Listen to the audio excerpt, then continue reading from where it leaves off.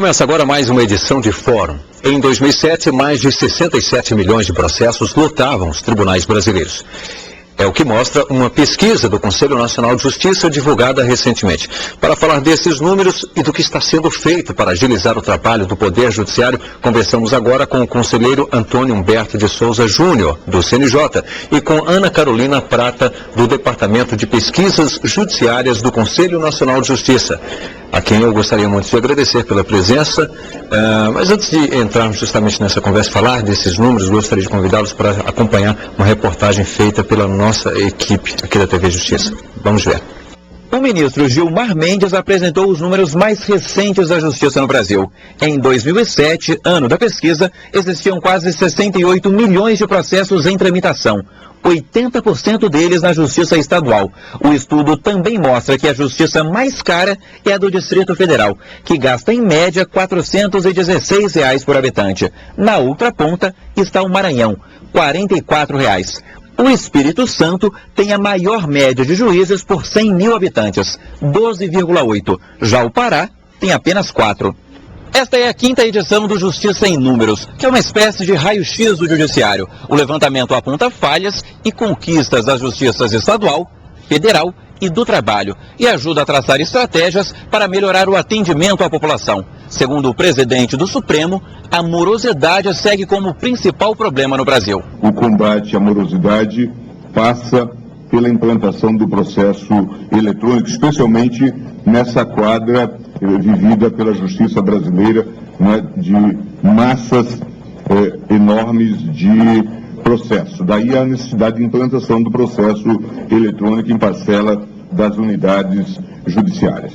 Os tribunais de justiça de Pernambuco e do Maranhão são os mais congestionados. No primeiro, a taxa é de 87,2%, ou seja, de cada 100 processos, 87 não foram julgados. No Maranhão, a taxa é de 86,9%. Do outro lado, estão o Distrito Federal, com 44,5%, em Rondônia, com 32,3%. Situação que acaba piorando outro problema: o estoque de ações.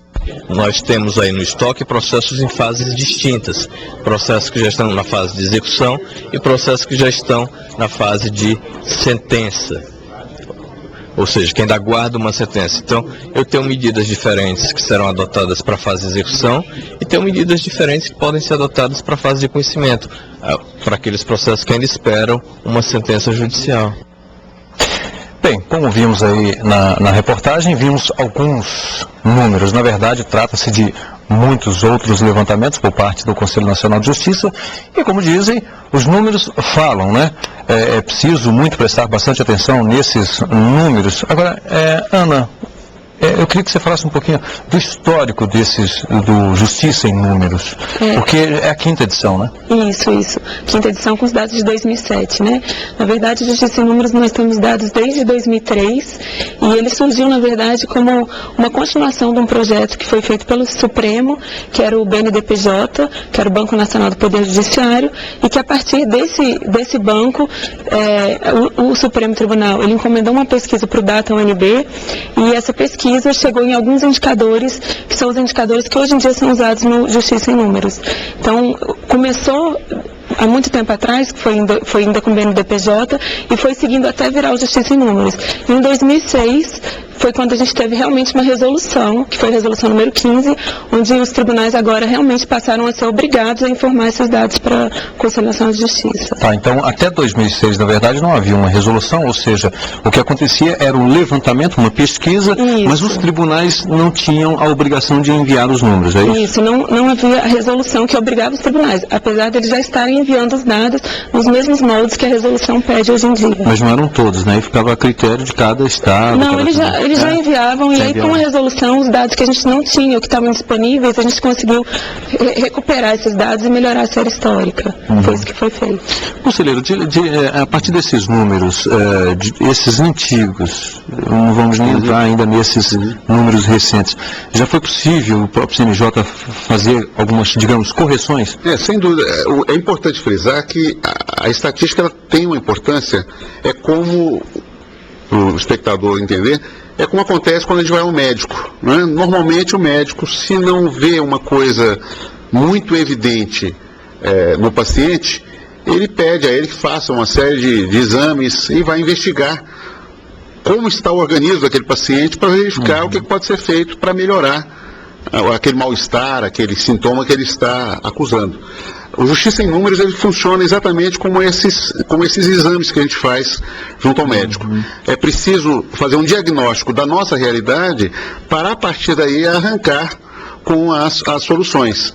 E por isso a pesquisa, ela abrange não só os dados mais evidentes quanto à morosidade, que é a questão do estoque de processos, quantos processos são herdados de um ano para o outro em cada tribunal, mas também dados sobre a aplicação de recursos financeiros, a gestão de pessoal, quantas pessoas trabalham em cada tribunal, e procurar, com a conjugação de todos esses elementos, né, verificar as possíveis causas, sejam causas gerais, sejam causas locais, que vão explicar um mau desempenho ou um desempenho não tão satisfatório de um tribunal em comparação à média geral ou em comparação a outro tribunal do mesmo ramo, por exemplo.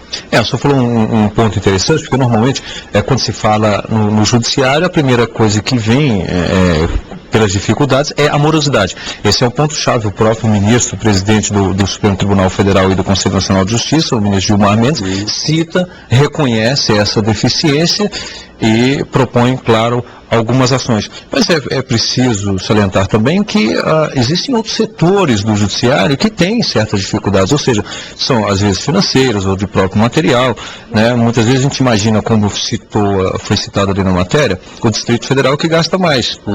Mas se a gente parar para pensar também, é o que menos tem congestionamento. Ou seja, talvez aí seria não sei se, queria até que o senhor falasse isso, dinheiro necessariamente é o que não vai equilibrar esse tipo de problema. O levantamento, ele acusa um desequilíbrio clamoroso, né? Você vê que há uma diferença de quase 10 vezes entre o tribunal que menos gasta e o tribunal que mais gasta, né?